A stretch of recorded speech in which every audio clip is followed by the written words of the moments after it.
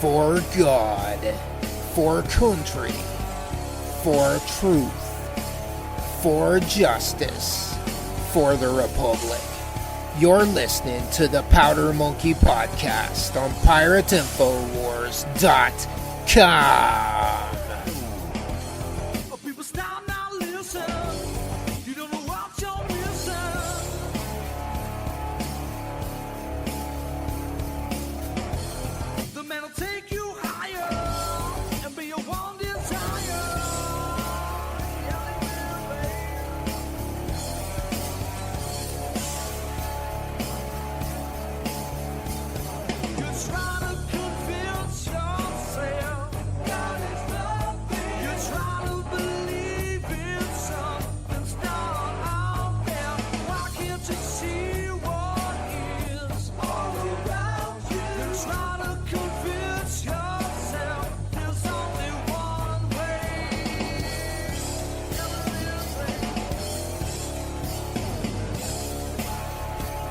Welcome to episode 34 of the Powder Monkey Podcast. And this episode is going to be titled, Oh, Canada. And the reason we're, obviously going to title it that, there's a lot of things that have been happening out of Canada. The most disturbing, in my opinion, is, the arrest of several, a couple, Christian pastors now, but a patriot, an info warrior. I'm proud to have him aboard the Powder Monkey today. He is no stranger to the Pirate Infowars webpage. He's no stranger to spreading the information, in the information war. Scott Spidle, welcome aboard the Powder Monkey Podcast. Good to see you again. Thanks for having me. Absolutely, man. I got to interview you on the old podcast, the NeoCrusader.com podcast, and I think we went for several hours last time, and it still didn't feel like we really touched on everything. And we've been kind of trying to put this together for a bit, but I think after the last few things that have happened, over the past few weeks, I think maybe you kind of have had enough of what's going on up there, and I think maybe you want to bring some of your intel, onto the show, and maybe just kind of tell the viewers as a perspective as a Canadian citizen, your perspective from that side of the border. So maybe and also is something else that I'd like the guests to know. I mean, this man has tirelessly pumped out video and article and everything to further the info war, and when he gets shut down, he just starts right back up again somewhere else. One of the best sites on YouTube for quite some time, the InfoWar Armory, was a masterpiece of data and everything, and they kind of shut you down there. So I don't know, just kind of tell the guests a little bit about yourself for new listeners, who didn't hear the last, the old podcast. Maybe just kind of let's start with a little bit of background and why you're here today. All right. Yeah, we've been in touch off and on quite a bit all along, and had a great show before, and we talked about getting on again, doing it, and things are just getting so crazy, and there's no better time than now. And, right. But, like you say, I've been at it for quite a while. I can't even remember back when I first sort of snapped out of it, I guess you would say, but for at least 8 years, close to 10 years, I've been hard at it, like you said, with the YouTube channel and stuff like that. And really what brought me into it was I got real bad hip problems that got me laid up, kind of more or less almost bedridden.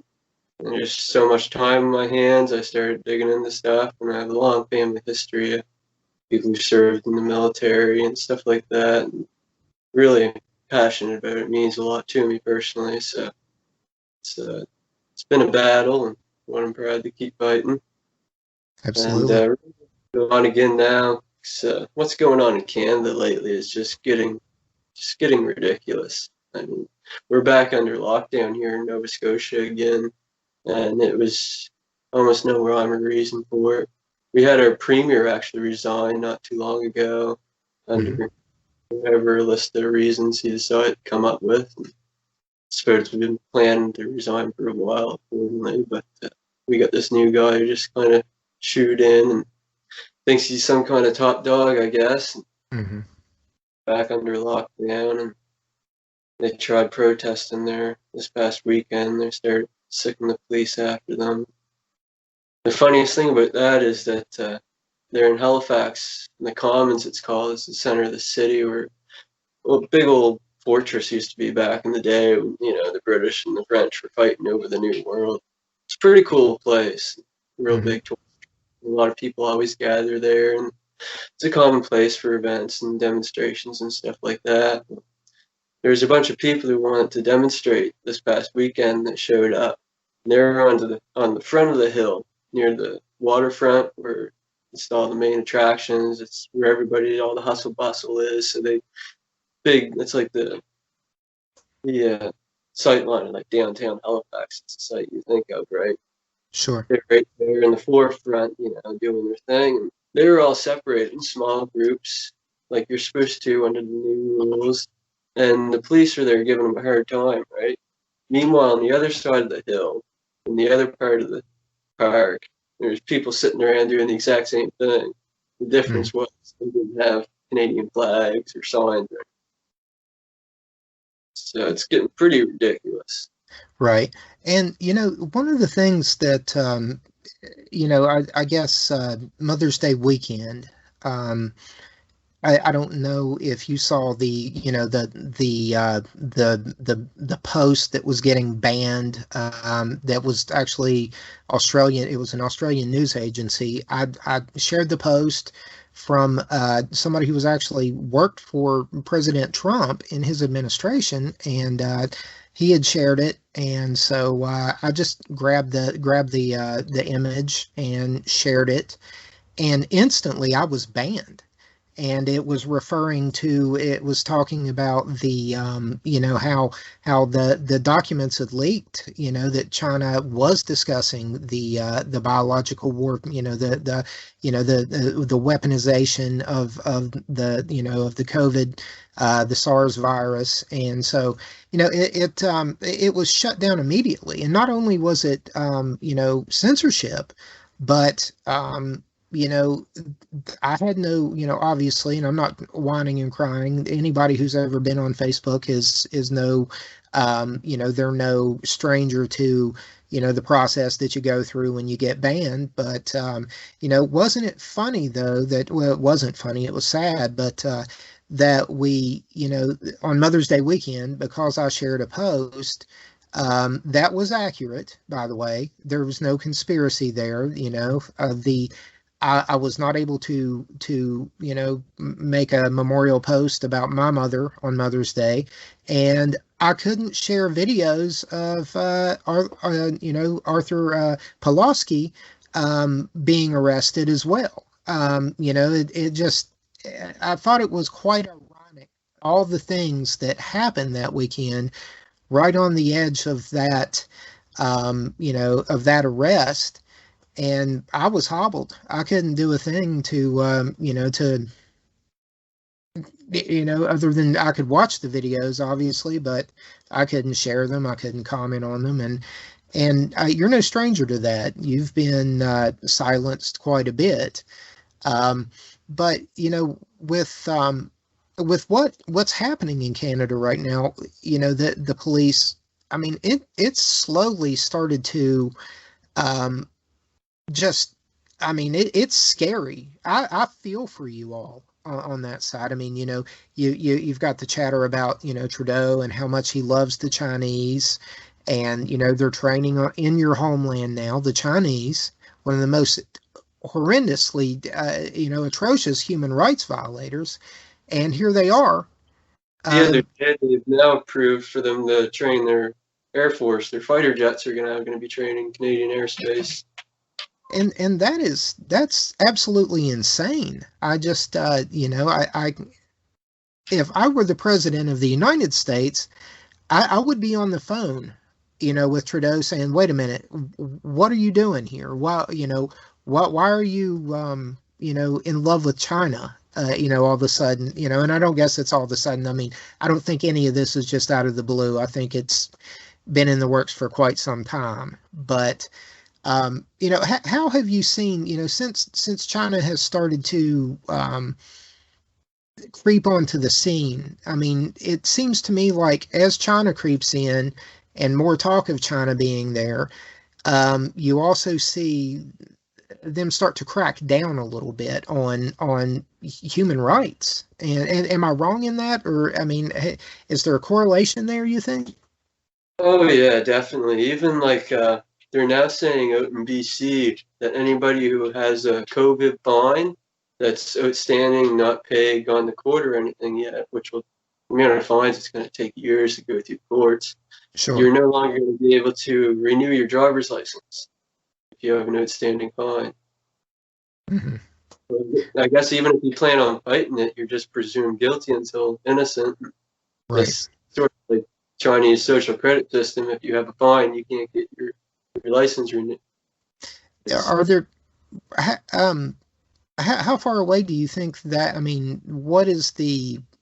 I mean, obviously you mentioned the social credit score and the social credit system that they have there, which if we look back in 2014, we look at, there's articles out there with Mark Zuckerberg. I mean, he went to China. There was a big write-up, if you remember back around that time, about his trip to China. He helped institute everything we're seeing come about now. And we see how, the influence that Facebook had over the elections, the silencing of conservatives. Um, and where is anybody, either in your country or my country, where are any of our elected representatives standing up and saying, hey, I mean, only now we're starting to kind of push back on the masks here in the U.S. And it's insane that we've let it get this far. Yeah, there are a few, even like here in Canada, we do have a few members of parliament and stuff that are pushing back on some of it. And even they're now pushing a new bill through parliament, new censorship bill that Mm-hmm. our heritage minister is pushing for. And it's all just so upside down.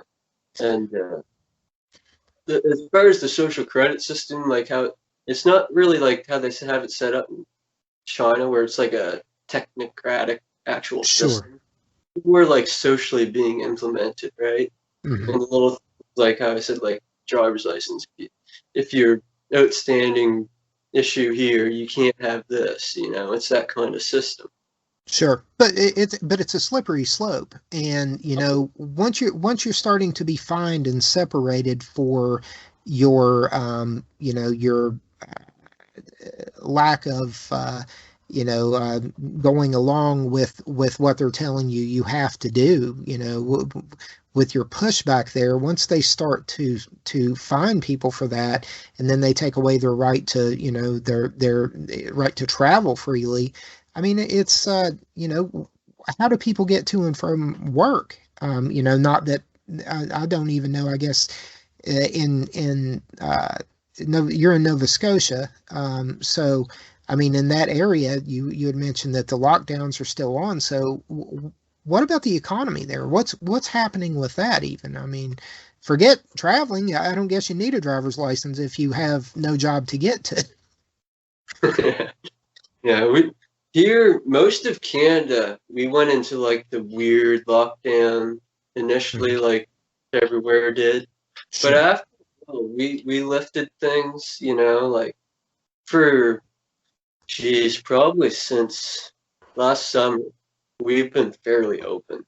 Right? I Okay. mean, everybody still wear masks and stuff, but the businesses weren't forced closed. Like they opened up the businesses and stuff.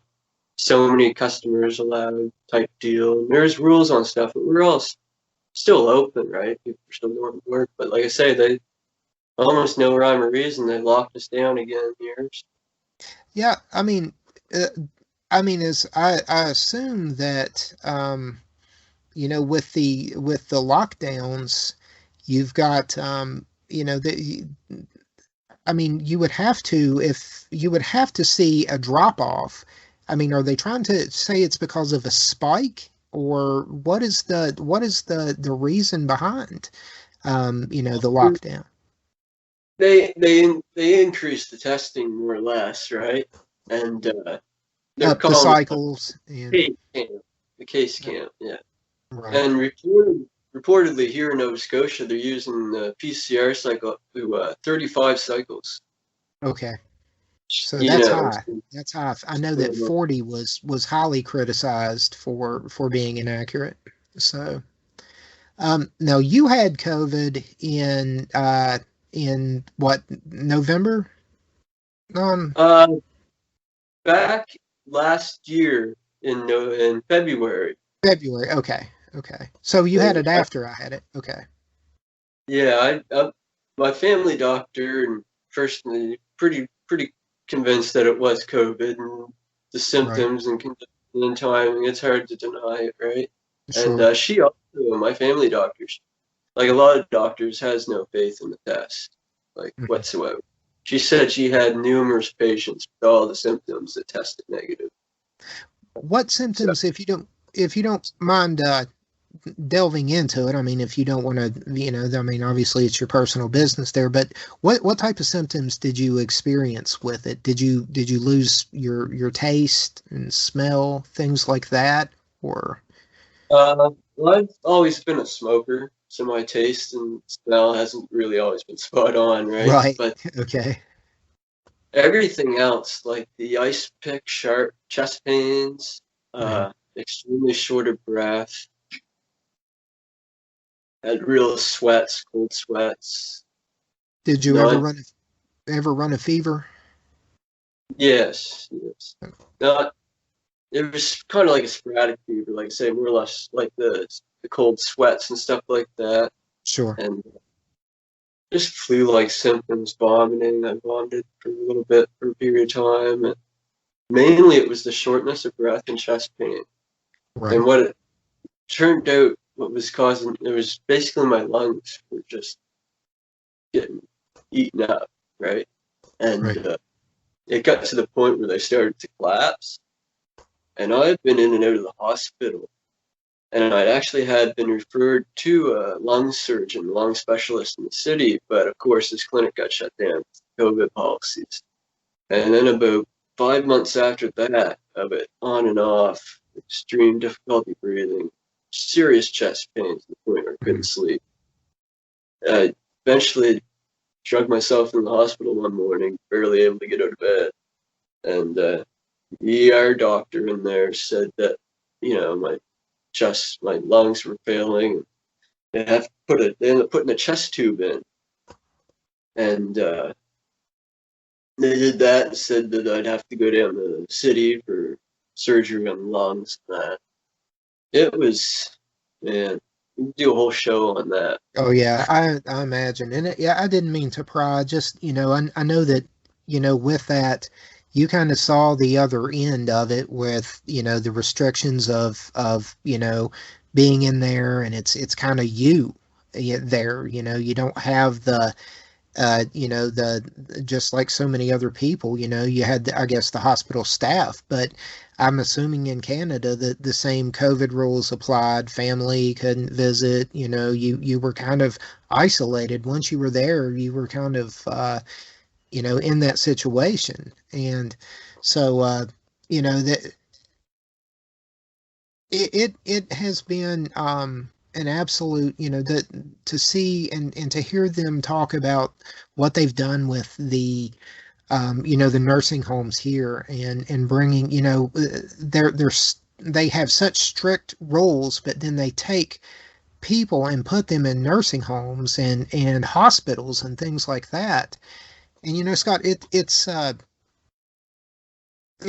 just defies all logic, the things that they have done and the things that they have recommended, to see where we're at now. The 2 weeks to stop the spread turned into infinity with the mask on. It became 2 weeks turned into medical Sharia for life. And I don't know how we got here, but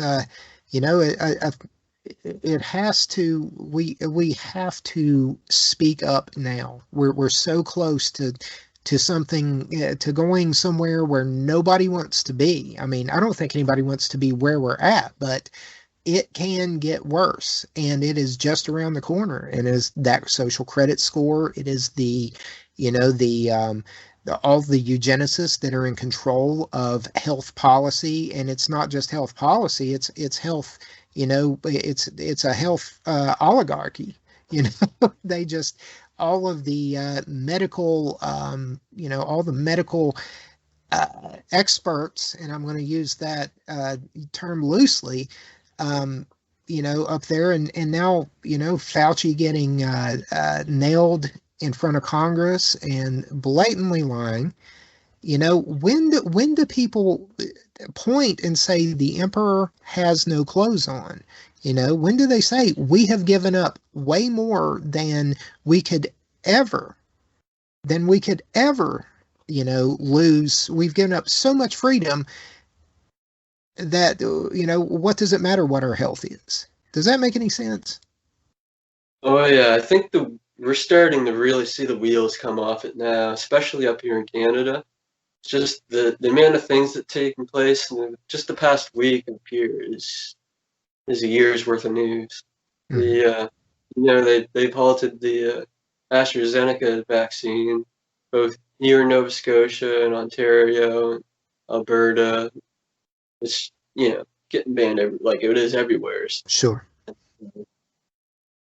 The chief bureaucrat, he's a military chief, basically the head cheese bureaucrat for the vaccine rollout here in Canada, has just been relieved from his position following a military investigation.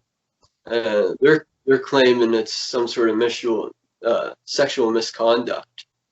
Oh, did he work for Microsoft as well? Is that was that? Does he have any ties? Of them burning them because the wheels are falling off. Right. I thought maybe it was a double date with Bill Gates and his staff member, and who knows? I think they all get together on a little yacht somewhere and hobnob, and so yeah, man, it's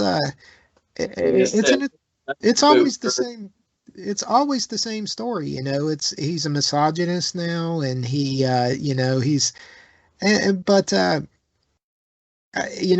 think the people, if we're not careful, if we don't get serious, if our officers don't get serious when it comes to doing things like arresting preachers, when they could go right down the road to a Lowe's or a strip club or a bar and arrest those people. I guarantee you can go to any other establishment there in Nova Scotia and find more people to arrest than you can in a street preacher's church. It makes no sense to me that, I've always said that when they come for your God, that's when it's on, because that's the first thing that they have to break. If they can break your connection with God, then the rest is just, it's just like to maybe borrow something from Hendrix, it's like a castle made of sand. It's going to crumble eventually. But you have to have God. You have to have that connection with the higher being, if you're so inclined, or just maybe you have to connect with that certainty that there is nothing out there, if somebody's that so inclined. But I just I don't go that way. I think I don't think I know that there's something else out there, and they want to disconnect us with that, and that relationship isn't just, with from a Christian's perspective, and it seems to me like that's, I don't recall any imams being arrested, but it's with the Christian thing, it's written that where two or more are, gathered in my name, they're also I am, basically. And so it seems to me like that's maybe a little more of a reason why that it's so important to barricade, a church so that their members can't get in, as opposed to, maybe stopping people from going in the Home Depot or whatever you all have up in the Great White North that's equivalent to Home Depot. I don't know what. Go for what is it? Costco. Costco. Okay, well, whatever. Costco. Hey, let's go to the Costco and let's arrest their asses. But instead they're going to pick on the Christians. And I have a friend who is a pastor here in the States, but he spends a lot of time. He'll go to Nova Scotia, and he's an evangelist. So I know I just because my buddy Scott goes there, Scott Neri, that that there has to be a big Christian presence there. It has to be, the spirit has to be strong in that area for Neri to touch wheels down there and do his thing. But I mean, just it was shocking to see Arthur Pulaski get arrested and just I don't think any of those police officers, though they were polite, I mean, it could have gotten a lot worse for the cameraman and some of the people that were there with him. But I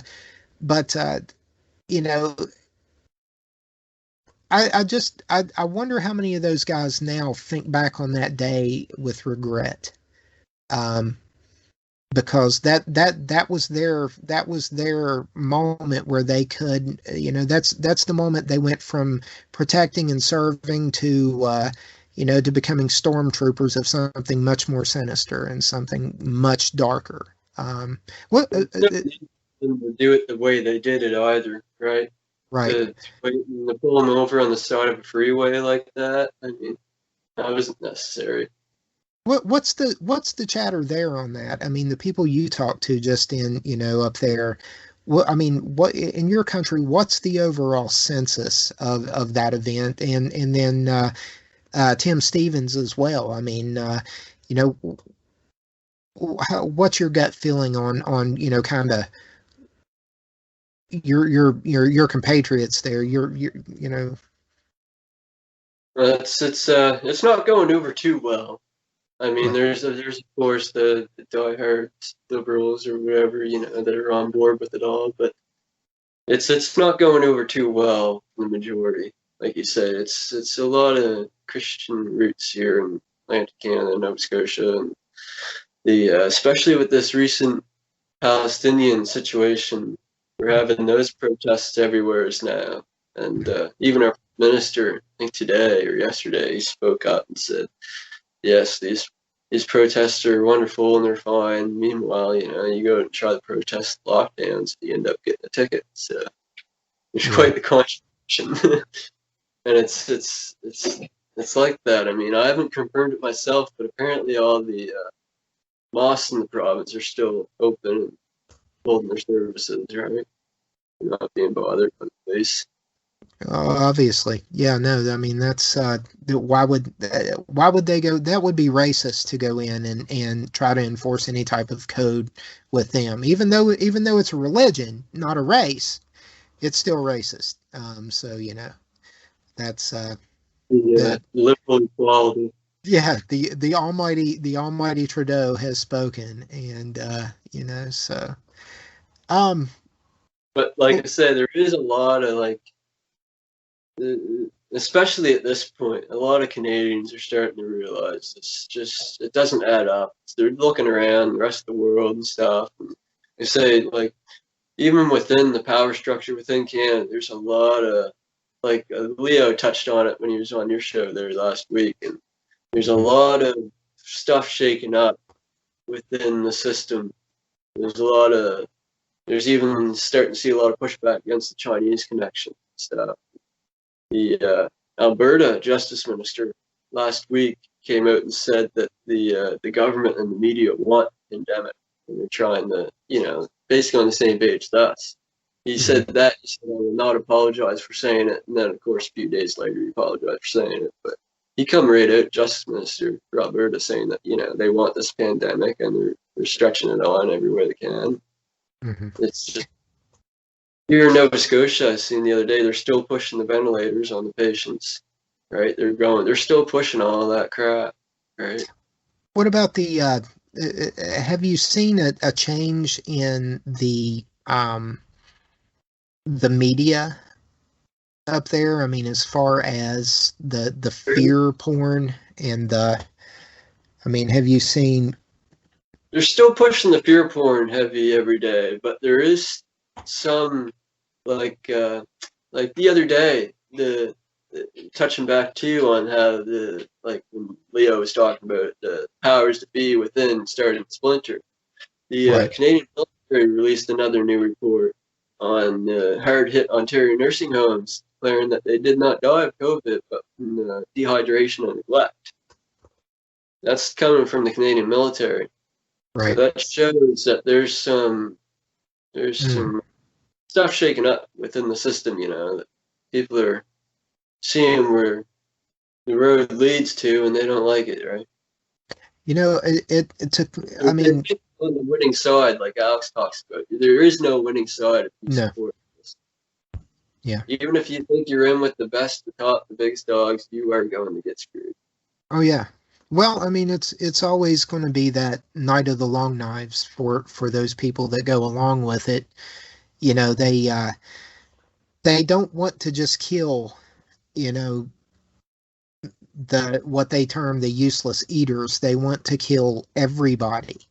And if you look at, I don't know as far as, Canada, but, they were talking last week on InfoWars about how the phasing out of the Marine Corps over the next, 5-10 years, and how the majority is going to be robotic.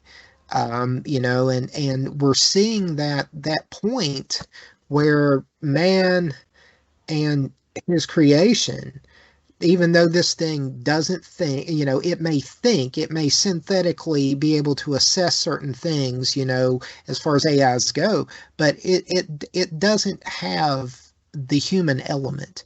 And that's what they're afraid of. They're always afraid that, they have to have the ultimate control. That's the whole thing behind the technocracy. They want to know how many blueberries you have in your refrigerator, how much milk you have, what, how much water you use, everything. And the concept is way older than, the technology. It's, 1800s that, the concept of technocracy was around. So,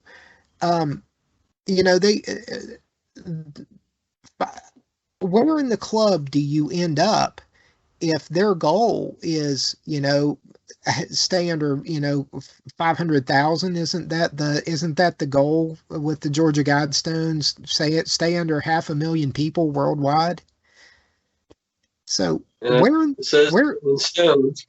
yeah. So to any Intel officer listening right now, any police officer listening right now that is being sent out to do these things, it's always about enforceability. You are the human element. You are the shield. That's why they call, that's what you do, is serve and protect. So to anybody out there listening right now, you're not excluded from this. You aren't safe from this. They're going to use you to lock your family away, take your family's rights, crush your children's future, and then they're going to send the big dog robots and the Atlases from Boston Dynamics to kick in your door. That's where the technocracy leads. And then you have, one person eventually in a control room controlling 1,000 autonomous robots, drones. that's where technocracy leads. And the human element goes away. So either you stand up with humanity and stop arresting pastors, stop, terrorizing the people that you have sworn to an oath to protect, or you lose it all.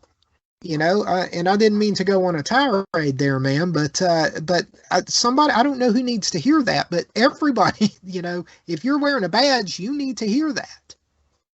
No, you said it, man. Like, you join this dark side, and even if they did somehow, like, the tyrants are always their own creators, their own demise, right? You're just signing on to your own failure, right? You go along with this stuff because in the end, it always comes out. It does. Always comes out in the wash. That's a term a guy used to work with in the car business. Customer would come in and they would talk about how good their credit was and this and that, and he'd say, it always comes out in the wash. We'll see.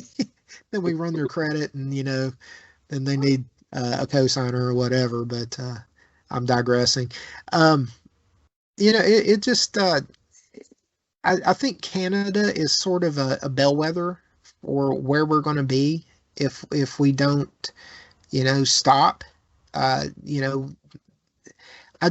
think that's going to be my line in the sand, Scott, is when they start arresting preachers around here for having church. I think that's going to be my line in the sand, and I think that's where I have to stand in and be the shield between tyrants and people who just want to worship. And I pray to God that never has to happen. But when they start doing what they did to Pulaski, especially a few weeks back, not just the arrest, where they pulled him over on the road and arrested him, had him on his knees and everything like that. But I'm talking about the first time they came into his church, and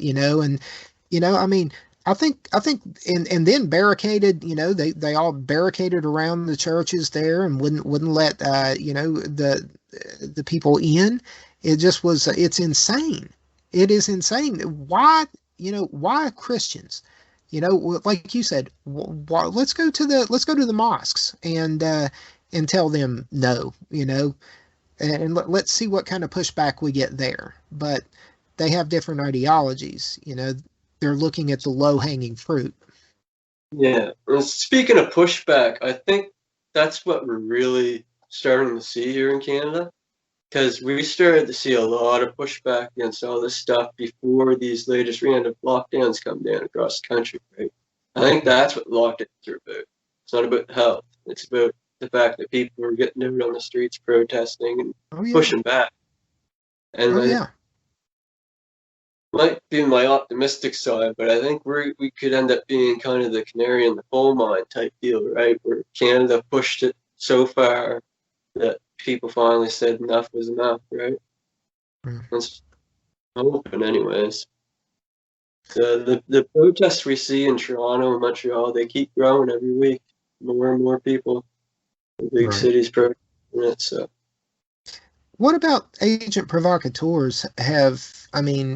Do you have any concerns for, maybe something happening, maybe along the lines that they could kind of like the same narrative that they've used with the Capitol on January 6th? I mean, do you? I haven't really been seeing too much of that. It was a bit there a few weeks back. I think in Montreal, they had like Black Bloc kind of Antifa group. They were sort of infiltrating, going around smashing windows, doing their thing during the protest against the curfews. We even have curfews in Canada now in some places. You can't go out at a certain point at night, but not too much of the infiltrate, like, surprisingly. I mean, there could be, and they're just not really doing much yet. But what we are seeing a lot of is like the doxing, the people going to the demonstrations, trying to videotape and taking pictures of people, trying to figure out who they are so they can report them to the authorities, right? That kind of is going. Now, if I heard correctly, this past weekend, Pulaski, they tried to burn his home down. Am I correct in that? Well, arsonists tried to they tried to actually burn, was it his home or his church? It appears, well, it was at his home, but yeah, Okay. it appeared, yeah, he had a fire there, and it Mm, appeared arson, so mm, not good. no, no. Um, some of the other things that have concerned you, I mean, it's not just, I mean, this is kind of a smorgasbord of tyranny now that we have. I mean, it's not just one flavor. It's like a Baskin Robbins of tyranny. They have so many flavors and styles of to choose from. You see like the COVID passports. They're talking about that.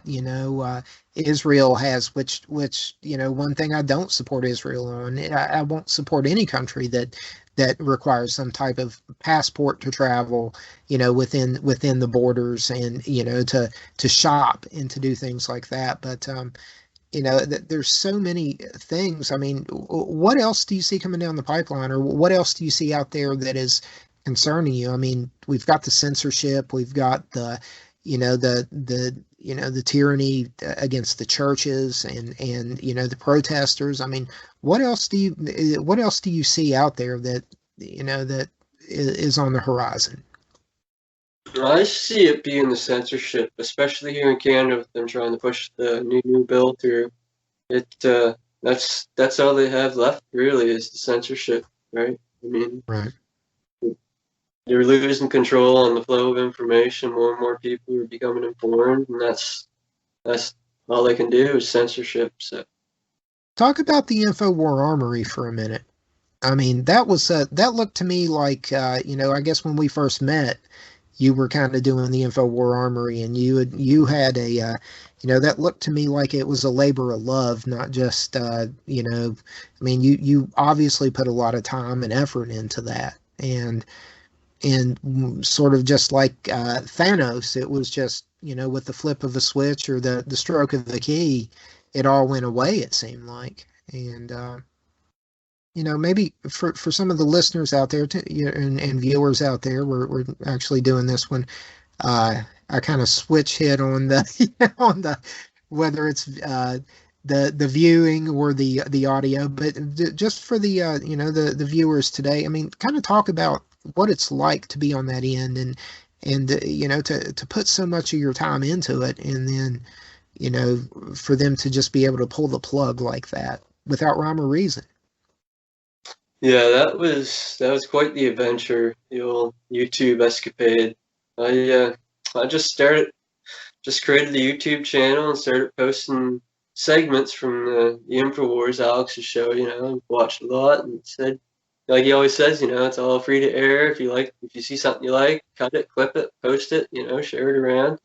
So I just started doing that and started getting some subscribers, and then started getting artistic with it, taking clips and adding some music or clips from here and there, and just throwing stuff together and just stuff I thought was interesting and people would like to know, and just I, kind of, like I said, put a little bit of an entertainment twist to it, so it was something people actually want to watch, right? And It like was watching. fantastic. It was Your editing skills are fantastic, man. I mean, you put a lot of time into a lot of those videos as well, man. And it I was amazed. I mean, some of them get over 1 million views. I wake up in the morning and wow, I didn't expect. But Right. no, it really took off, and the more successful it was, the more they cracked down. Right? Yeah, First, they demonetized it. I didn't even do it for money, of course, right? I mean, I just sure. because I want people to help inform people, get word out about information. I Right. figured out, I'm not a very tech savvy guy, but eventually I figured out, oh, okay, they're offering me to monetize it. I can make a few bucks. I figured I'd do that, made a few bucks. Basically bought InfoWars products for the money I made. And yeah, it really took off. The first thing I did was demonetize it, right? To de-incentivize people. Well, whatever. Just keep doing it. And I knew that's what they were doing, right? And then, sure enough, their YouTube CEO, I don't know if you remember seeing that, they held a conference there at the Congress hearing, and Mm. she actually said that we demonetized a lot of channels to de-incentivize people spreading misinformation, right? I knew exactly what they were doing. I just plugged on, and I can't remember what exactly was the final straw, but in a rapid succession, I ended up getting 3 strikes. And boom, it was gone. And I tried appealing it, and it went nowhere. They said that eventually they ended up giving me 2 or 3 different answers. Eventually, just said, "Well, we can terminate any channel for any reason at any time," without telling you. And that's basically the official policy now. So they don't have to tell you. You don't have to have a reason. Oh Just yeah, do it. no, yeah, it's and that's one of the things. I know that you kind of got to see a little bit of the the back end of the InfoWars boards, and you spent a little bit of time there, and that was one thing that always impressed me with them. I mean, obviously you had a bunch of crazy people coming on there, and the bots, and I mean it was kind of it was like the barbarians at the digital gate. They were just always there, man, just relentlessly hammering away at every post, every comment seemed like they had to throw something negative on. And That, that was really eye-opening for me. I mean, I knew there's like so-called bots or whatever, and people that they're probably paid to be doing this stuff and all that. But when you say we're both involved with yeah, and you'd start seeing this stuff, and you'd see all these different accounts with the same IP address. It's like, I'm not a tech-savvy person, but even I could figure it yeah, out and realize what the hell was going on here. right. All these people posting all this awful stuff. Oh, by the way, shout out to Jesus is Muslim. How you doing, bro? Hope you're still posting away somewhere on some board, Assalamu alaikum and all that stuff, So but I mean just the worst things, and they never told anybody, I mean they when they say, free speech systems, they mean free speech, If you weren't Uh, threatening to kill somebody, I mean, there were times I wanted to break the band hammer out, but that's not what it was about. I was just about to say it was a good personal exercise too, because it Right. really tests your inner self and your own principles, and like if you truly believe in free speech or not, you'd have to look at stuff and say, well, I completely disagree with that. That's not even close to being true or anything I go along with, but it's free speech. Like I can't get rid of that just because I don't like it. Right. Right? Yeah, Really, absolutely. And it was a good that exercise. and they did, as far as a higher standard, um, you know, the majority of the world will never see that. The majority of the fans will never see that. But they did. I mean, it was, they held themselves to a higher standard. There was no, it was simple, don't threaten people, don't dox people, you know, and it, there was no guidance though as far as what you do or what you don't do. It was, treat people, respect free speech. And I think that's what we were all there for. And who knew at the time that it would ever come to the point where I was literally on Discus when it went away. I was on the back end of Discus, and the moment it went away, and that was a surreal moment to see the board just gone, you know. And you would see so many attacks and so many things like that. But when they banned Alex Jones, and in that one fell swoop, all the tech companies came in. I mean, to see even Discus go away, I was like, what is happening here? What is, it was just, that was that moment where I guess I realized that I was not looking in the dark mirror. I was on the other side of that dark mirror, if that makes sense. It was just a surreal moment to see. And then it just really hasn't let up. It just, from that moment on, it has just become increasingly tyrannical and dystopian, and uh, evil. I mean, just to be blunt. And I don't, every day I wonder how are they going to up their game. How are these globalists going to up their game?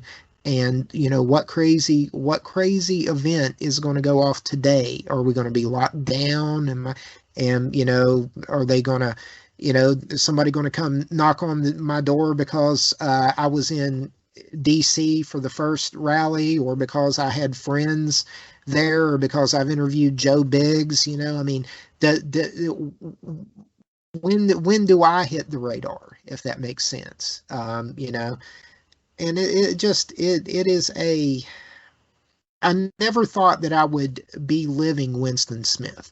I never thought that I would be on, living somewhere in Oceania somewhere, with the, Big Brother, and just all of this just insane policy and tyranny, and just making up rules as we go, and changing the definitions, and undoing safety protocols for things we have never tested on humans before. It's just all gone. It's all okay. We're just going to do whatever we want. We're going to, yeah, and you're just going to be okay with it. And that's scary, Scott. It's scary. It is, because I don't want my children to grow up in that. And I want my children to have children. And, sterilization, that's another thing. Look at these people, Bill Gates, he was like the ultimate eugenicist, Well, my biggest concern is the censorship and medical tyranny, especially like you go back on when I was in the hospital last year through it all. Like, because I wasn't just in the hospital, like I was in the hospital for a little more than a month between when I right, was admitted to post-surgery and walking out. But even between then, that was in August. But between August and February, I was in and out of the hospital I don't know how many times with extreme difficulty breathing, right? I go in there and there wouldn't literally not a single person in the ER, not a single person in the waiting room. Like never seen it before like that in my entire life. And mm, meanwhile, they're on the news saying, the hospitals are going to be are overwhelmed. Like, no, they're empty. I was just there, It's that kind of like, and even the people within, like in the hospital, they were totally like, what the hell's going on? Because I was in there one time, and they'd say masks don't work. You don't have to wear a mask. You go back there next time, and they've got a cardboard box of homemade masks that people made, so people coming to the hospital could wear one. It's like right, how do you go from one to the other, like one extreme to the other? And there'd be nurses in there talking, and I'd hear them talking, they're next to my bed, whatever, you hear them talk. They'd say, like, yeah, these gowns we're wearing don't do a damn thing. We tested them, and like there was a couple of nurses. They were more concerned about 5G than COVID. right. I'd be laying there, and when I was in the ER one time, young woman come in with, she was complaining about real bad headaches, and it'd get worse whenever she used her cell phone. She left, and then the nurses, I'd overhear them talking, geez, hear her, hear about her, I wonder if it's that 5G. They Mm, don't give a shit about COVID, majority of them anyways. I mean, they know right. it's totally overblown. They know the masks don't work. I don't know how many nurses when I was in the hospital, because I'm outspoken and vocal about all this. When I was in the hospital, I talked to every nurse and doctor that I come in contact with, talk to them Mm, about this stuff. The vast majority of them agreed, masks don't work. They're pointless. They probably help spread the virus more than if anything. wow. And like they didn't agree with when I was in my local hospital, there wasn't a single nurse in that ward that I was being kept in that agreed with the visitor restrictions. Not a single one of them agreed. And isn't it strange that that it's breaking now? I guess it's one of the things that Alex did a 5 or 6, 8 minute report on today. I think it came out that he was talking about how Fauci was, he basically, well, and you even mentioned like with Owen, how just the whole tide is turning, with Fauci, just how people, and again, if liberals, they make a great point. If liberals will look back, they hated Fauci in the 80s. I mean, look at what, and even Patrick Moore, he was on my show a while back, and he was talking about some of those things, but you hear so much and you talk about so much that it just kind of, it goes in one ear for me and out the other, and I don't make that connection until way later on down the line, when, I mean, I just don't understand, especially with Trump. The Trump always seemed to me like he was a little bit more shrewd, and then to be taken in the way that he was. I mean, I guess everybody, at the beginning, everybody wanted to believe. I mean, I've never experienced anything like this in my life. I've never seen this level of deception. Well, maybe let me back up. September the 11th, but looking back on that, but this was the kickoff to World War III. That's what's happening. They are right. They are spot on when they report that on InfoWars. This was the beginning. It's just happening in such slow motion. They're not running up on a beach somewhere or dropping out of the sky like in Red Dawn. I mean, this is, it came through medical tyranny. It came through technocracy. It came through, we're addicted to these things. We're connected to these things, and they're right. I saw a series of photos, Scott, where, they really drove the point home. It's a mother sitting on her couch, and there's this huge phone between her and her child. And, we're all, just technology, it's a double-edged sword. But, the same person, who created Microsoft, supposedly, with Bill Gates, we can take his technology and smite him with it to a point, but also there's the thing of, they haven't really rolled this out yet. Alex Jones has talked about it, quite a bit, but they can literally scrub your voice, my voice from the internet. They can take a photo of you or me and make us say anything we want to say. I mean, we don't know what is real and what is not, to a certain point. So, I mean, the lies and the deception just pile on, and then we have the fear on top of it. I mean, it's just this tyranny burrito that they've served us, and I don't think it's going to digest well, Scott. I really don't. No. Like I say, I think it's reached a point. They push so hard, so much, so fast that it's just that people are seeing through it finally. I mean, like when I came out of the hospital, like when I was at the city for the lung surgery, the whole time I was in the hospital, none of the patients were wearing a mask. I wasn't wearing a mask, right? Which, if you follow the narrative, hospitalized patients, immune compromised, hospitalized patients should, top priority should be wearing a mask. None of us were, because it's actually detrimental, right? Were you in a specific ward, or did they isolate, or was it just everybody, everywhere? It was just like normal. Right. When I was in Halifax, I was on the thoracic or thoracic ward section, just like normal. Had, I don't know, few dozen rooms. Some were private rooms, some were semi-private with 2 beds, some were wards, like complete wards that had 5, 6, 7, 8 beds in them. Just, operating as normal. the nurses and doctors all had masks on because it's policy, but none of the patients did, right? And when Well, I came into the hospital, I walked in to the lobby area, it was like culture shock. Because all of a sudden everybody was wearing a mask and they were all looking at me like I was a freak for not wearing one. I just, like, it was surreal, man. the mask has been such a it's been hard for me to accommodate myself to it.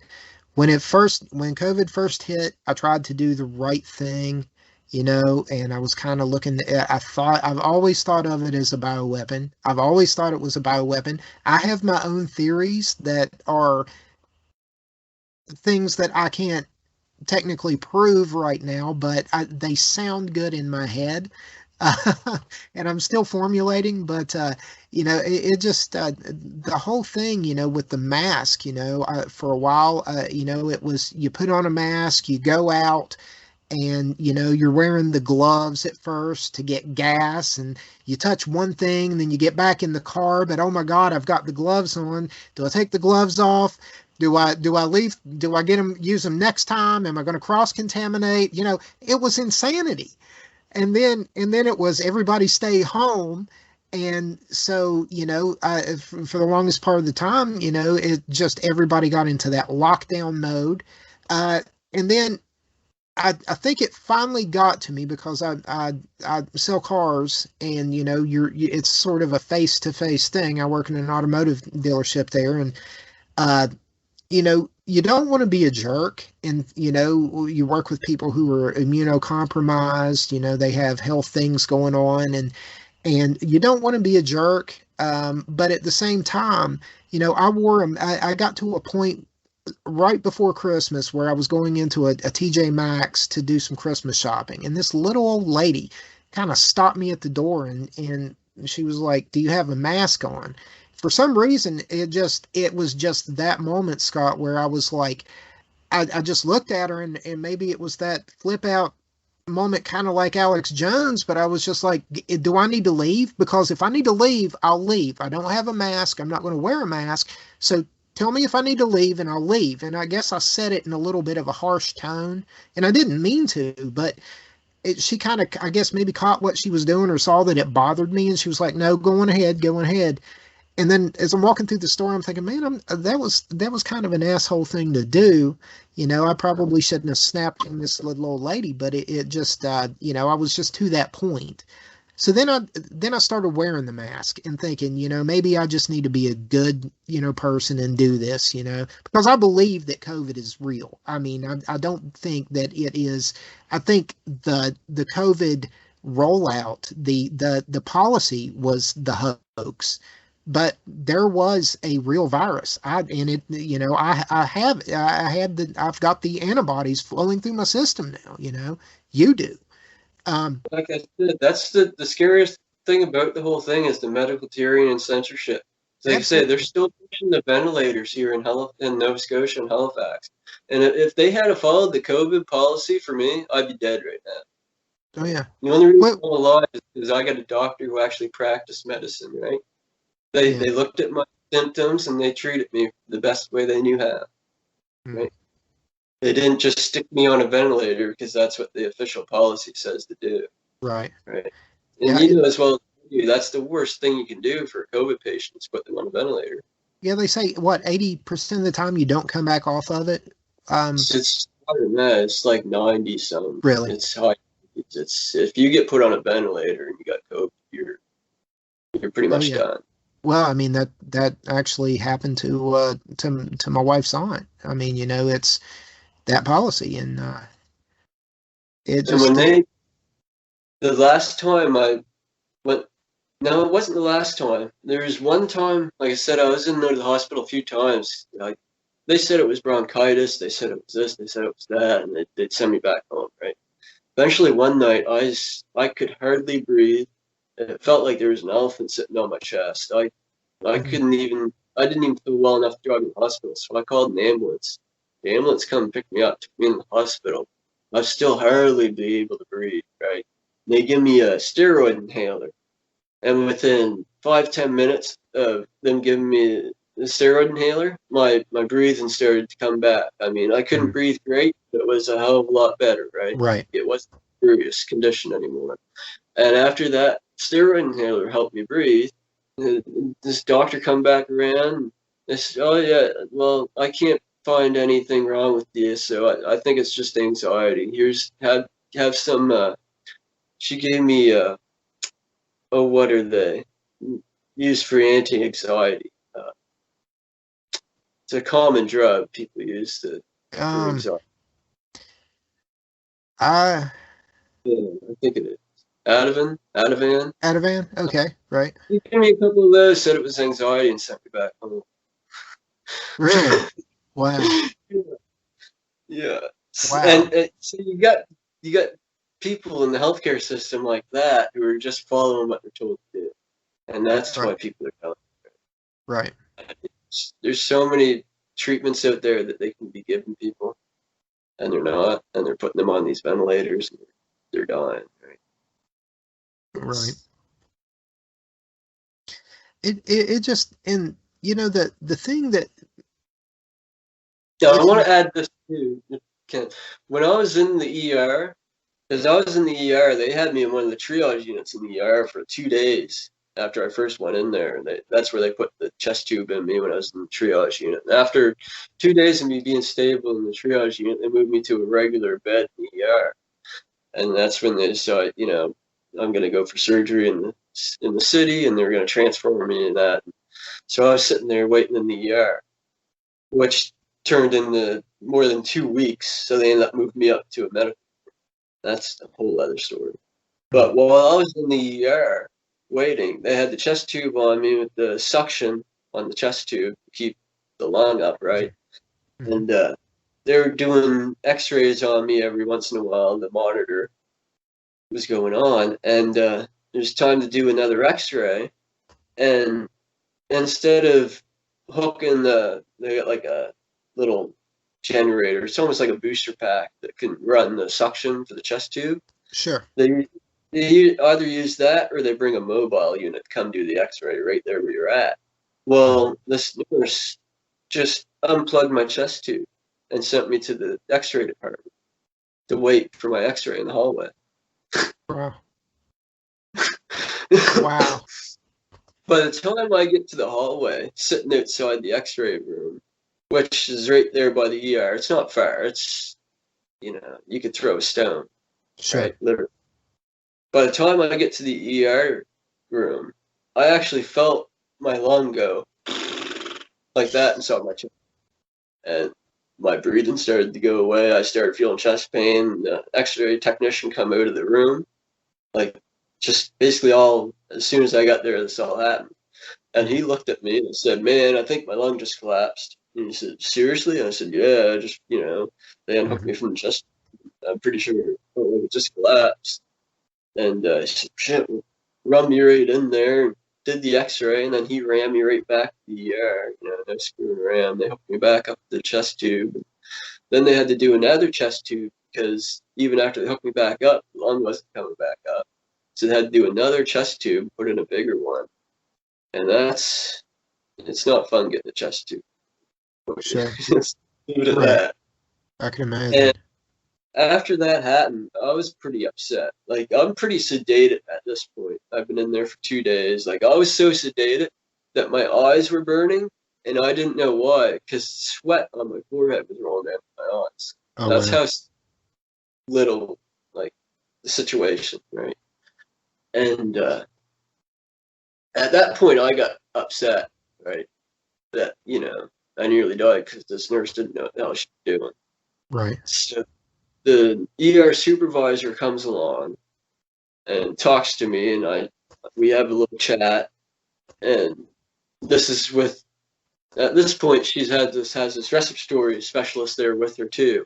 And that's when they decide they're going to have to do a larger chest tube too. And I talked to her about this nurse and what happened. And I said, I don't care if she's a student nurse, she didn't know better, whatever. She shouldn't be doing that on her own. She's a student nurse and she doesn't know, she shouldn't be handling patient in this kind of condition with that kind of equipment, right? Right. She was, yes, I agree, that's right. After that, they have a little powwow in the ER at the nurse station, which is right by my bed, 'cause I'm such condition, I'm right there by the nurse station, right? And they had this powwow, and it's basically the supervisor telling them, take your time, have patience, don't make mistakes. If you have to wait to ask questions, wait and ask questions, right? And afterwards, the nurse that had unhooked my chest tube and stuff, that basically the whole powwow was triggered by, she just goes, "Oh well," like that. And this is like right in front of me, right at the foot of my bed. And this nurse goes, "Oh well," like that. And I didn't even say anything. Before I even could say anything, an older nurse looked at her and said, like, just started tearing a strip off her, right? So, I mean, it's just a glimpse into these people that are just following orders. Sure. A lot of them don't know what they're doing. A lot of them are like fresh out of school or whatever. And they're just Useful following. idiots. And yeah, that's why COVID is killing people. Well, I mean, it's always, I mean, if you look at Cuomo, the things that, and he'll get away with it. He'll get away with it. They'll, if we don't do something, they'll all get away with it, and we'll be slaves. And then it will never stop. If you think this is bad now, let them get away with it. Let them see that they can go. And of course they have. Brennan's gone in and lied before Congress. It does. They've never paid. And so regardless of what country they're in, until people actually start being held accountable, until any of our representatives grow some balls and actually stand up for their constituents, we don't have a chance in this, unless we do it ourselves. That's the only way we survive this, is standing up, being as loud as we can, and saying no more, no more, and then acting upon it if they want some more, I guess. I mean, I don't know. I don't want hell. I don't want war. I don't want, my children to see that. But I think our only and best option is just to stop complying. Just don't comply. If they say you can't open your business, open your business. They say you have to wear a mask, wear a mask. Just stop complying with it. Well, see, and that's it. I have I can't remember where it was. I think it was someone Owen Schroyer had on interview. I could be wrong, but they have been around the world during this whole COVID thing. It might have been Chris Sky, now that I think about it. And he said everywhere that they complied, they're still under lockdown. Or intermittent lockdowns like we have here in Canada off and on. Everywhere that they didn't comply, they're living life like normal, and their COVID numbers are just as good, if not better. Right? So the answer is complying. Yeah. And I'll tell you, around here, like, it's a pretty rural Nova Scotia. It's a pretty laid-back, friendly place, right? But it's also very liberal. Like, we've been liberal since Christ was a cowboy. And I tell you, I never wear a mask anywhere, and I never get any trouble. And the funny thing is not only do I not ever get any trouble, but people treat me really well. Right. Especially cashiers and stuff. Like, if I go in somewhere looking to buy something, or I'm looking to, I need customer support, more or less, right? They'll actually offer me customer support, if looking for a product. Say, well, have you seen this product? They're actually very nice and helpful. It's like they're happy to see someone who's not complying. Right? Sure. And we need to see more of that. We need to see more people not complying and more people accepting that people are not complying, instead of the just outright hysterical nonsense that's just based on propaganda instead of science, right? I mean, that's the thing. They said follow the science. That's what we did. We went and followed the science, right?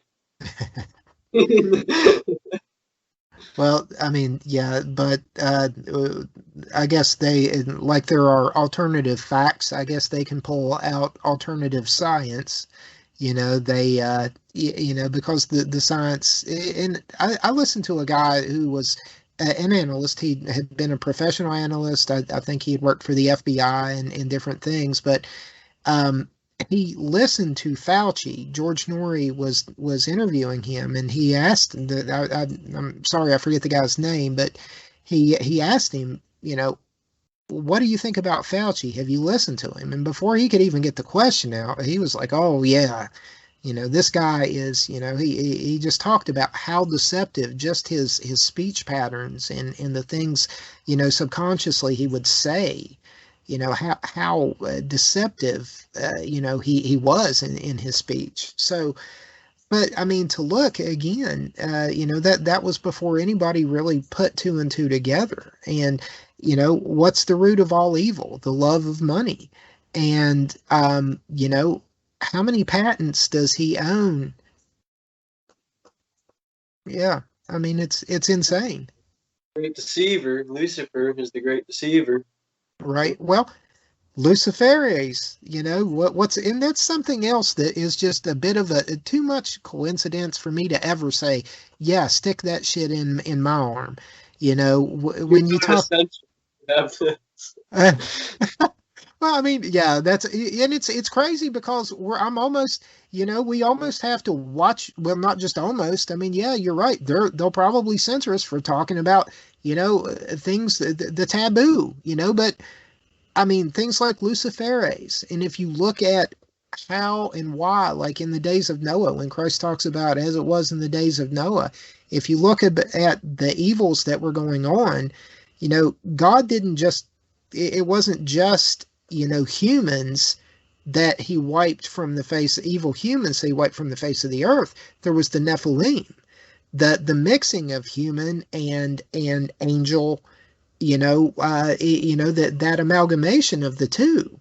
And so when that DNA, if you look now, just even if it's some type of homage, it's still creepy as hell because you've got, Luciferase, which is it's in lightning bugs. It's what causes the bioluminescence. But why, it's too creepy just on that aspect of it. But then when you turn around and you think, well, it's messenger RNA. So what is a messenger? Well, it's an angel. Angel, you can kind of almost put that they like to, that's that sociopathic criminal mind. That's their bag. Yeah. And exactly. so you got to think like them to really for it to even sense, right? And I know that it may just be symbolic, but I'm still, I'm still not going to do it. I'm not going to do it just because they're all creepy as hell, and I'm not going to do it because I don't want to do it. I'm fine. I've got the antibodies. The way I see it, Scott, when shots become mandatory, shots become mandatory. Now, law enforcement can make what they want to of that, but I'm just saying that. I got a shot for tyranny, okay? And so that's all I'm saying. I'm not going to go any further with that because I'm, I talk like a badass, but, it's all fun and games till they kick your door in and come in stacked right, 30 deep. Well, I'm not Roger Stone. They probably won't send 30 people after me. Maybe 10, 15. I'd like to think 25, but y'all just, yeah, I'm joking, y'all. Don't whatever FBI, CIA, whoever's listening right now, I'm joking. Don't kick my door in. I don't want none of that. Especially don't bring any needles either, and whatever. So I'm gonna let you start talking, Scott, because I think I've kind of freaked myself out with the whole. But it is, dude. I mean, when you think about it. I mean, you follow that logical train of thought, man, and that's where it ends up. Well, that's realistic. Like, honestly, that's where they want to push us to. That it is. Push us to a violent confrontation. They want to push us to riots in the streets. People, like, it doesn't even matter who we're fighting. Right. As long as we're fighting. Right. Well, but I mean, I think Francis Boyle has a valid point. I mean, when he talks about, the Nuremberg Code, when he talks about those type of things, I mean, my son right now goes to West Virginia University, and he is freaked out because he keeps sending me these screenshots of the things they'll send across. And, right now, vaccination, is not mandatory, but, it may be in the future. And, all these things that they just kind of plant the seed in your mind that, right now we're not mandating it, but, because enough people pushed back then. But if they let it die down, they don't let go of it. They just try to enforce it again and hope that nobody raises hell that time. And if he doesn't want to take it, I'm sorry, but that's where I draw the line. Somebody has to. If somebody has to say enough. And I'm not going to let my son, take some experimental shot if he doesn't want to. I'm done with it. I'm done with it. I'm done with the boot on the neck of the church. I'm done with the masking, the medical Sharia. I'm done with all of it. And our law enforcement has to be the line. It has to be the line. They are the thin blue line, then be the damn line. Turn around and say, no, I'm not going to go enforce this, this unconstitutional mandate. No, I'm not going to go kick people out of a church when people are down at a bar, at the strip club, everybody's open and it's all good. Well, we're getting to that point. Like, even up here in Canada, we have active duty police officers across the country that are filing suits against their provincial governments. Up in Ontario, Doug Ford, he's already been fought. Like, he's basically summoned the court now. Like, the active duty officers in Ontario that filed, it's been filed now against him, and how they unlawfully carried out this emergency act. Right? There's no justifiable reason that they should carry out this emergency act, which is everything else is based upon. Right. Right. That's how they supposedly took our rights away, was this emergency act. And it's all just completely flawed. You might as well just draw it up, Well, at least here in West Virginia, we've got a guy, that our governor, who I supported, and in a lot of things I do support him. He's not afraid to talk shit to the media, but at the same time, he's talking about this monster tsunami of COVID that's about to hit. And like we talked earlier, they're using cycled up, things that even the inventor of the test are saying, hey, this isn't valid. This isn't, you can cycle up and see remnants of these bits and pieces of fragments of RNA and DNA and whatever it is they're scoping for there. It's when you have medical professionals being ostracized and shut down, I think their voice is more valid than the people that are allowed to speak. And, that's where the tyranny gets really scary. Like you say, even the Cycle 35 here that you're using is higher above, even the WHO, World Health Organization, said that's way too high. And now in Canada, it's already been reported in BC and Ontario, they're starting to threaten any doctors or medical professionals who even speak out against the standard policies for COVID. So not only do you have, it's just outright medical tyranny with censorship. It's crazy. That's why I say it's basically the breaking point now. Sure. Either people are finally breaking out of it, and everybody from our military and police, with their investigations that they're doing and the suits they're filing, and the few members of parliament that we have speaking out. I mean, it's getting to that point now where, well, over what almost half or maybe over half of the medical professionals here, the administrators aren't taking the vaccine. themselves. Fauci had to admit that. That's a smoking gun. I mean, if that's true, um, then what does Even that say? even the mainstream media has been reporting how about half of the healthcare workers are refusing it. Mhm. About half the people in the armed forces. And that's reportedly. It's probably a lot higher than that, Right. realistically. I just, it's scary. It is a scary thing to see. Um, what about some of the other things? I mean, I know that before all this broke, there were a ton of things that we discussed before, and again, Uh, those kind of what's that? uh, One of them is really kind of showing its ugly face again is Ukraine. Remember us Yeah. talking about Ukraine? Well, that's kind of where I was going with that. I mean, you kind of you were what's that? That's next year's news 2 years ago. I mean, so I mean, yeah. Uh, A lot of dead bodies buried in that whole story. I don't think we've seen the last of Ukraine. I mean, and who knew how weird that was going to get? And again, The funny thing is before, not long before that all happened, I just finished reading a book about Ukraine that I got from Infowars. Uh, a second. take your time. Called America's Nazi Secrets by John Loftus. It was they're, they're Nice. really good book.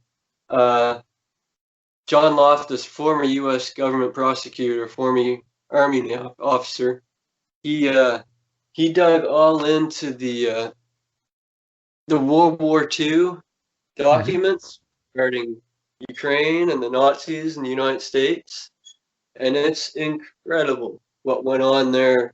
Like this is nothing new, man. Like what they did with Ukraine back then, Right. it's incredible. It's basically history repeating itself, right? It always does. There's nothing new under the sun. I mean, it always does. It's that vicious circle, and hopefully with the things that that are lining up in a book that was written thousands of years ago, the way things are kind of fitting together, hopefully that cycle will be broken. Hopefully within the next 10 years. I don't know. I think when they talk about that 2030 mark, 2033, I think there's a reason for that. I think like I said, these technocrats, when you look at a scheme, and this scheme has been,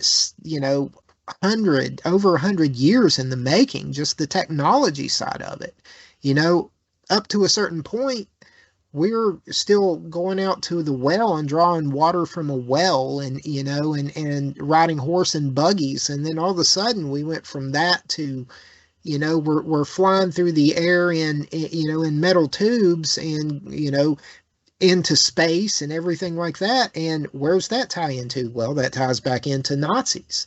um, you know I know it's not popular, but I wonder often, how did we really win the war with the Nazis? Because we absorbed so much of their science and their technology. And if you look, who's running the damn, the IBM Watson machine, and well, who do we know that is a direct, in relation to that? Well, Mr. Bill Gates. So it's The again, people who started World War II won. Put it that way, right? yeah. I I mean, mean, the Rockefellers they funded the Nazis, and then they donated the land that the UN headquarters was built on. yep, So it's set aside, you know, yep.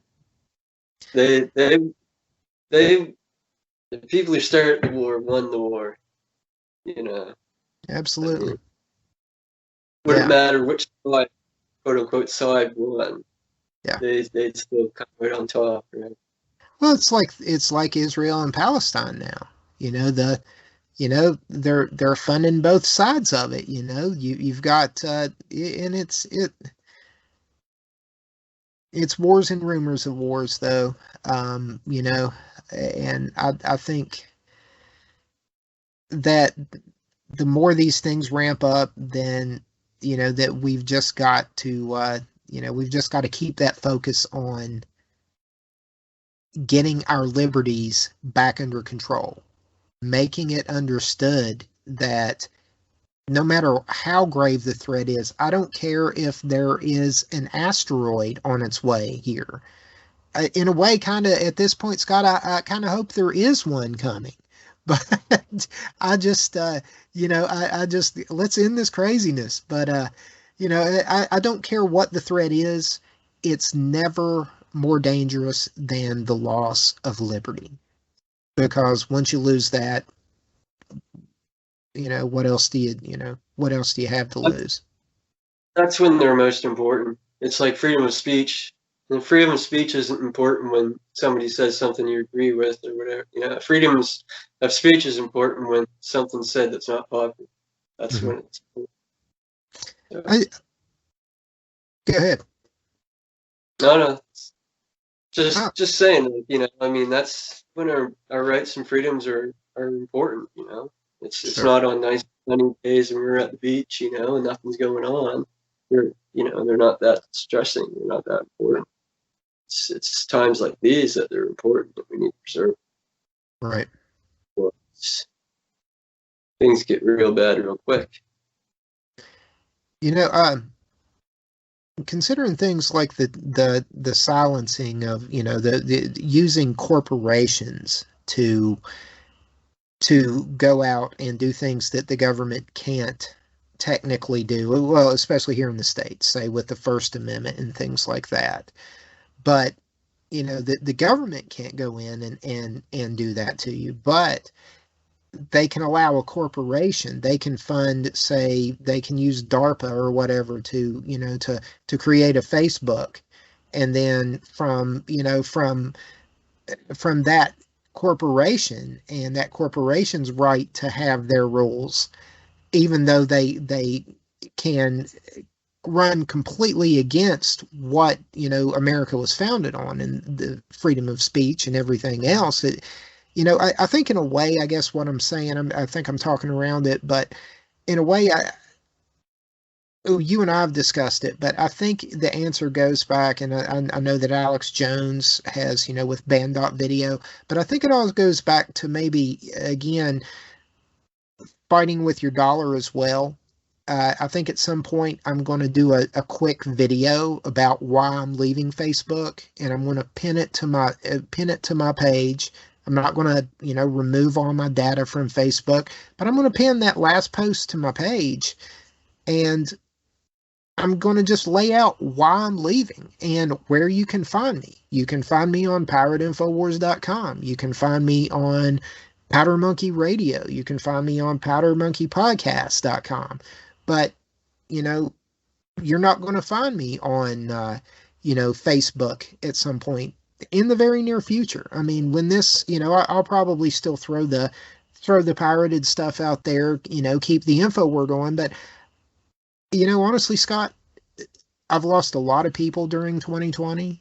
A lot to COVID, but a lot of people that I love, I have talked for so long and said, tried to get this message out for so long. And so many people I love just, have taken the shot. And once you do, I mean, I kind of feel like there's, and I hope I'm wrong. I hope this is as safe and effective as they want people to think it is, but the numbers aren't stacking up. And I think at some point, man, that it's, I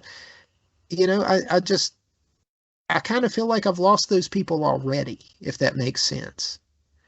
I And, know. and so really, I'm almost to a point that I can count on one hand. I hopefully, unless they're lying to me, the people that I know that aren't vaccinated. And I've lost that many people already.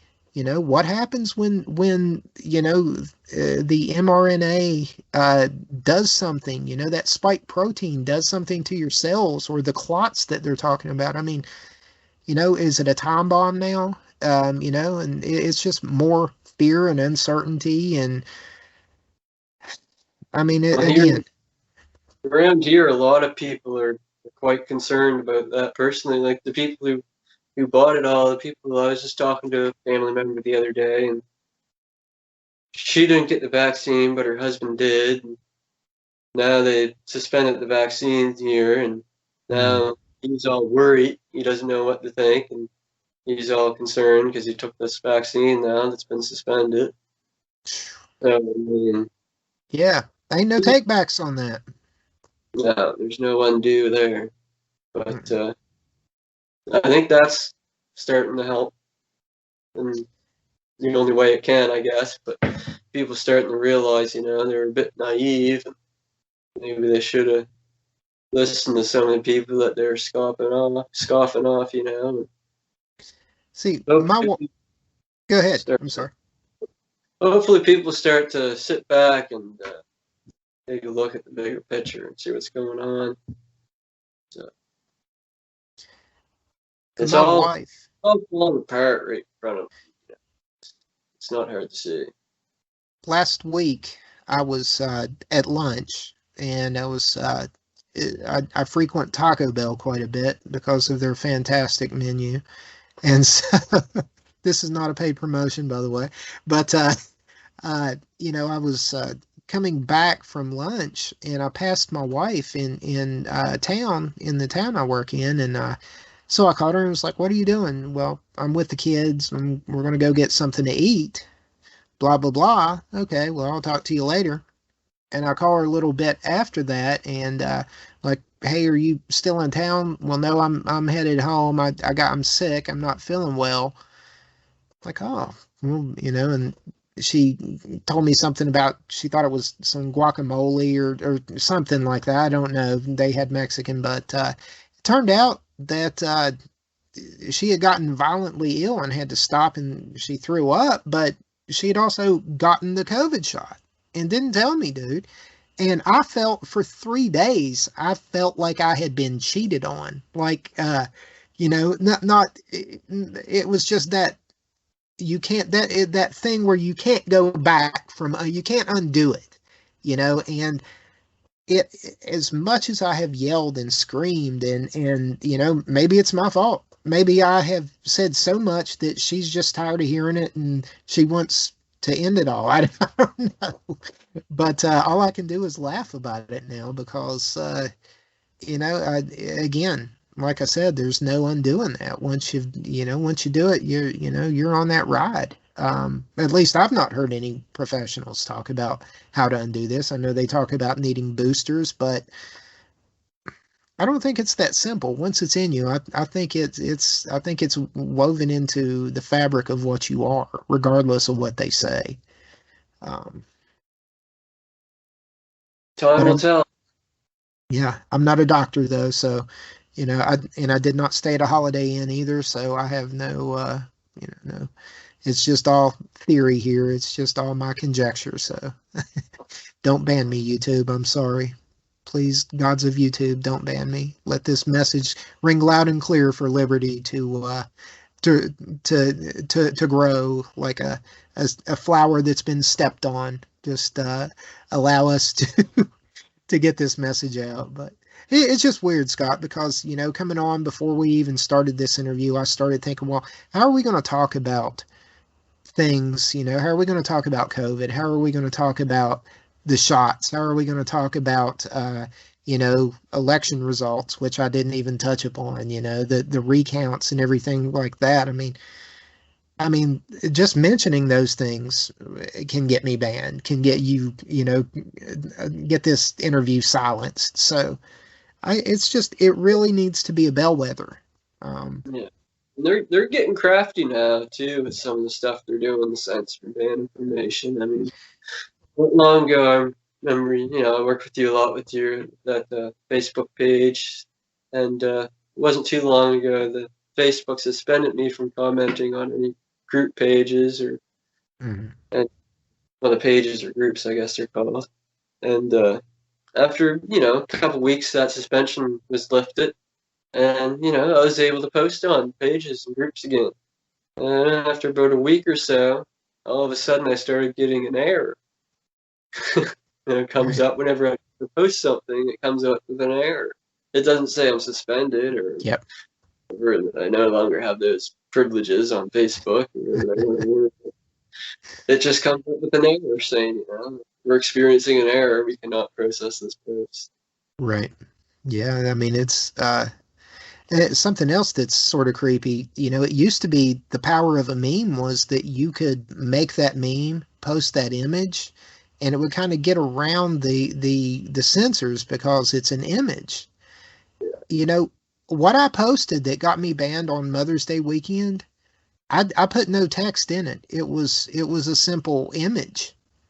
Yeah, And the craft, you're getting better at picking up that stuff. well, and that's how sensitive to Facebook's Chinese handlers that image was, because it's smoking gun, and they don't want any smoking guns. They don't want us to have any guns, especially smoking guns. So They even Alex had a couple comedians on the show the other day there, and I posted that segment to Facebook, downloaded it and re-uploaded it on there. And Facebook, some obscure company I've never heard of, claimed they sent copyright. yeah, but they claimed picture of what's his name, Xi Ping, and the picture of him side by side with the picture of Winnie the Pooh. Yeah. That's what they said. Yeah. Yeah. I appealed it, and I guess I won the appeal. It's back up now, but they tried to censor. Facebook tried to censor, just like they do in China. Right. You Yeah. post Winnie the Pooh comparing to Xi Ping.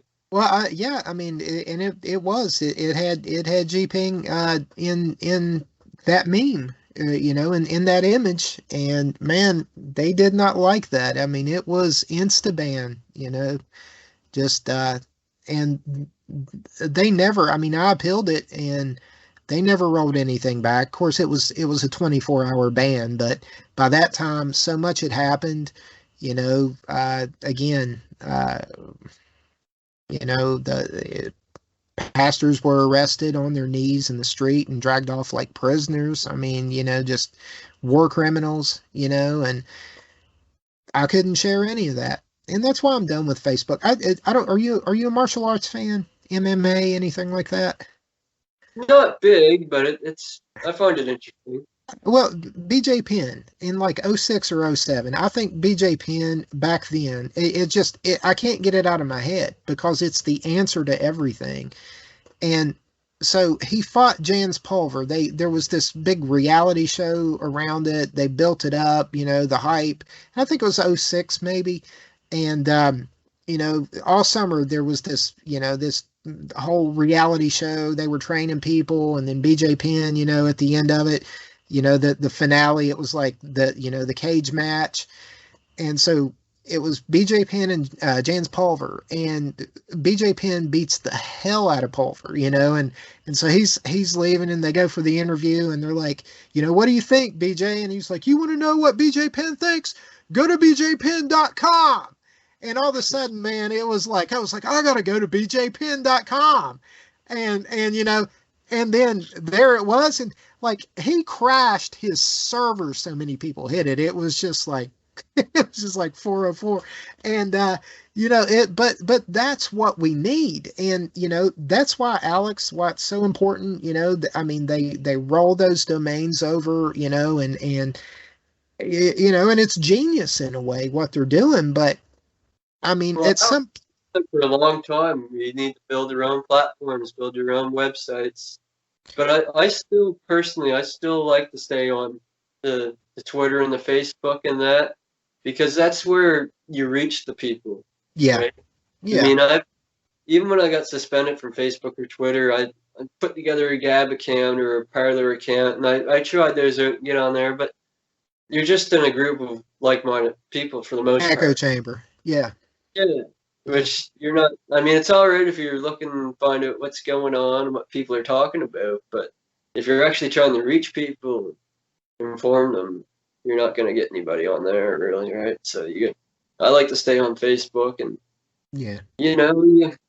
a lot of people ignore the information, but here and there, more often lately than not, people are starting to look at stuff, starting to get more ground, more traction there. So. Yeah. There, like I said, it's an info war, and I mean, we just have to find new ways to do it. We have to find, it within ourselves to continue it. Like I said, I mean, I can count the people. I mean, it's all but lost in a way for me. Because like I said, I can count the people on one hand that really matter to me that haven't gotten the vaccine. Everybody else has.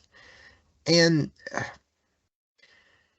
they're eugenicists. They're the worst of the worst people that have done this to my family, to your family, and God help them when it all comes out. God help them when the levee finally breaks. I mean, I personally go back to how we started the show, just talking a little bit about my history and why I'm into this kind of stuff. I'd like my family firsthand, like I've faced these kind of death doctors and stuff. Back in World War II, my grandfather, he ended up getting shot in the head. He served in North Africa before D-Day, Mm-hmm. and he ended up getting shot in the head, and they thought he was dead, right? I mean, the family here, we had funeral for him and everything, right? Like, Mm-hmm. he was gone, action presumed dead. Turned out the Germans picked him up, and they ended up doing experimental surgery on him and reconstructed his skull and jawbone. Like, the bullet went in the ear, below his ear on one side, and the jaw on his other, so it literally went right through the front of his face, right? Right. Yeah. Miraculously, they did this reconstructive surgery and rebuilt the front of his face and his jaw and everything. I mean, when he got back home, eventually, the doctors, they couldn't believe the surgery that they had done. Like, these mad scientist doctors, and the experimental stuff they were doing during the war. And to show how little they cared, they saved his life, picked him up, saved his life, and after that, they put him on a train to Austria, to one of the death camps up there. Mm. They saved this man's life, and then they send him to a death camp. That gives you some perspective in how they value human life, some of these doctors, right? Right. My grandpa, he helped liberate a death camp by the name concentration camp by the name of Sachsenhausen with the Russians, and he brought home a cat of nine tails out of that place. Leather, excuse me, leather stamped with metal bits in it. Just leather straps, metal bits in it, barbs all the way up. The handle and the pommel had a swastika on it. And when he got it, it was still wet with blood. It was still soaked and matted with blood. And, so that's why it just, for you and for me to be the progeny of people who actually fought Nazis, to now be labeled as Nazis for saying what used to be just a common understanding that men are created equal. We all have the right to pursue life and liberty, that happiness. And it's true regardless of where you are on this planet, that should be a fundamental understanding. And for some reason that I just can't understand, people have just given that all up. These generations, they talk about hammers and sickles and the Antifa types. None of them have ever owned a hammer or a sickle, much less ever used one. But they it's just a great deception. I mean, people talk about aliens as the great deception, but I don't know if they're not already here. You know what I mean? It's insane. It is insane.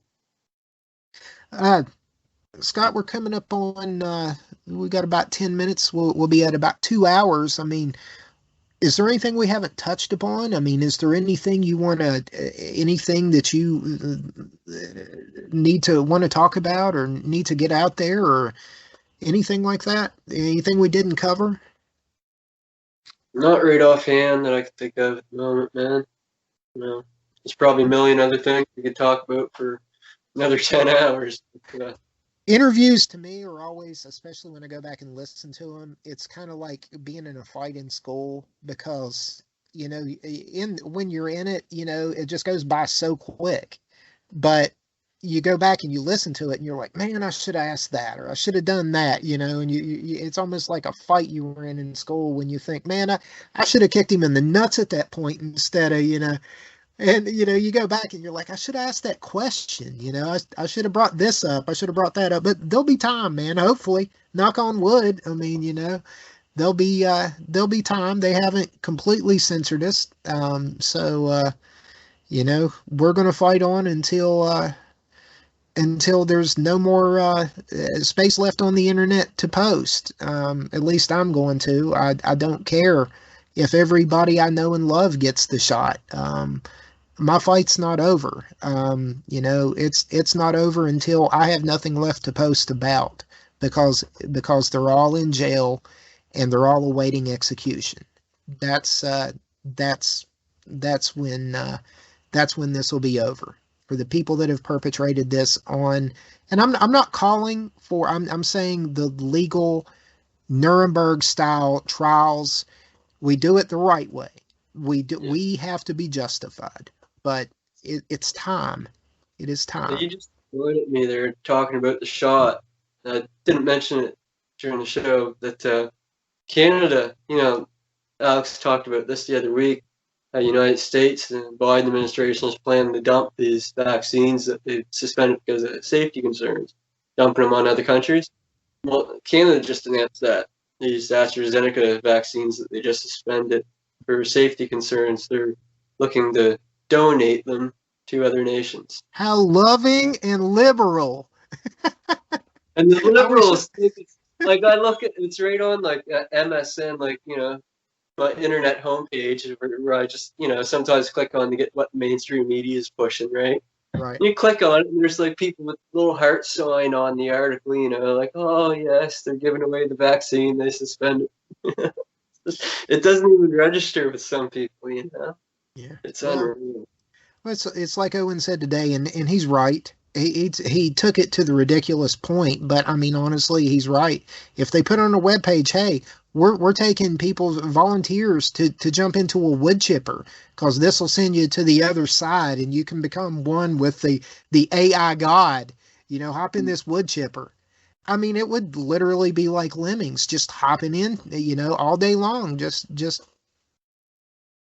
a river of people just wanting to hit that wood chipper, baby, because it's what they said to do, and it's insane. I guess one thing to say there on closing note, like trying to not be so doom and gloom.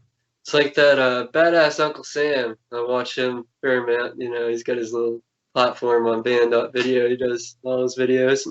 Right. He said something the other day that how many times I've heard it, but it's true. And he said it that it doesn't take everybody, right? If we're going to change all this, we only need a small percentage. A small percentage has changed things all throughout history. So we just try to keep our spirits up, remain optimistic, keep doing what we do, Right. and pray a lot, and yeah. That's it. Ooh. Scott, how do people find you? How do people get in touch with you? How do people follow your work? How do they get out there to see what you do? Just right now, I'm just on Twitter and Facebook. My Twitter account's kind of it's been suspended, Right. And it's not really. I mean, I post stuff on there, but it's a new account as of January, and I can't even remember what my handle even is, to be honest with you. I gotcha. You can find me on Facebook under Scott Spidle, and they'll find me. I got a little "We Are the People" picture for my profile image, so right.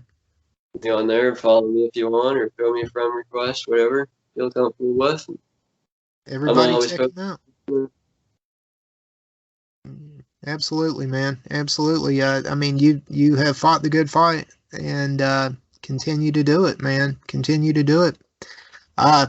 Scott, this won't hopefully be the last time you're on. I mean, maybe we'll throw you in as a commentator and stuff as well.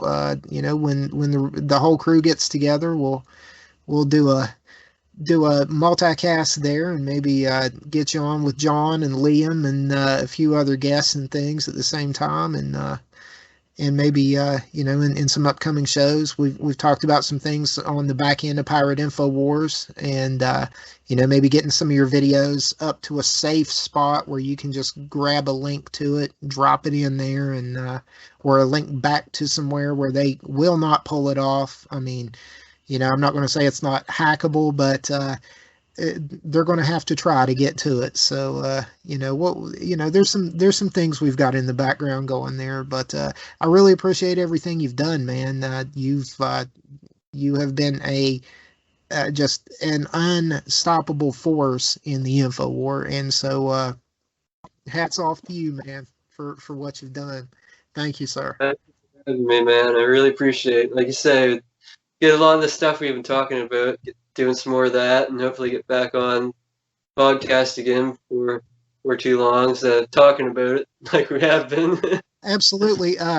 You're my second favorite Canadian, right behind, and I'm sure he's a national treasure there, but the world famous Gary Chalk. I'd like to get him on at some point. I'm a fan of his some of his work. I'm a toy collector, obviously, so I'm a big fan of Gary Chalk. So you two actually, you might be tied for favorite Canadian right now. So we'll have to see. If he turns me down, then you're absolutely number one, my favorite Canadian there. So, but dude, thanks so much. Everybody check him out. Scott, thanks so much for sailing aboard the Powder Monkey, and we're going to do this again. All right. Thanks a lot, buddy. Take care. Yes, sir.